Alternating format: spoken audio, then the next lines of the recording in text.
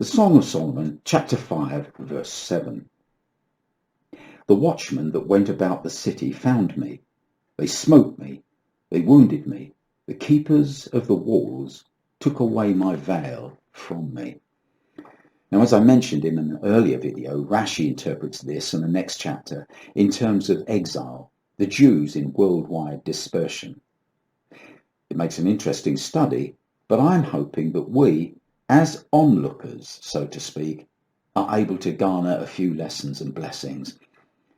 Rashi saw in this verse a reference to the countless acts of anti-Semitism in history, but I'm going to stay with the metaphor of watchmen being prophets or those who adhere to the scriptures. In her search for the loved one, the beloved is discovered by the watchman who struck her, even wounding her. Either she encountered real flesh and blood prophets and devout believers, or else she had encountered them in the words of the Bible.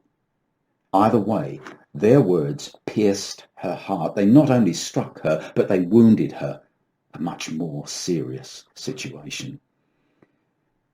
Now, when Peter preached the gospel, it says about the hearers, "Now, when they heard this, they were cut to the heart and said to Peter and the rest of the apostles, 'Brothers, what shall we do?'"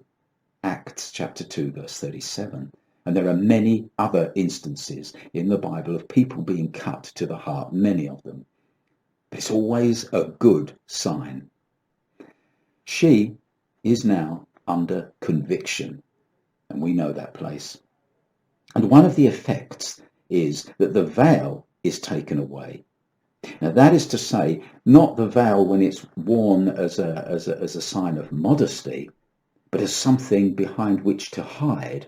That is torn away, and a true self is revealed. And so 2 Corinthians chapter 3, verse 18 says this, "And we all, with unveiled faces, contemplate the Lord's glory. And we are being transformed into his image with ever increasing glory, which comes from the Lord, who is the Spirit."